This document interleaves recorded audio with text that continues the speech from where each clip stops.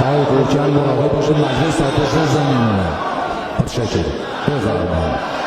اگر اروپا و کشورهای مهم مثل روسیه و چین این خلأ بین المللی را پر کنند، شاید راهی برای ادامه مسیر باشد. در غیر این صورت جمهوری اسلامی با اقدامات هسته‌ای خود ایشان را سر عقل می آورد. و این را بدانند که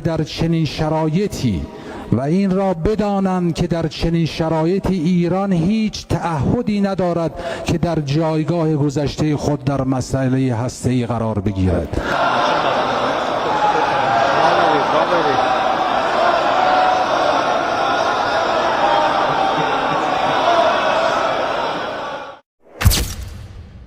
Somos tu noticia con Belén Ariza. Comenta, comparte y síguenos para más.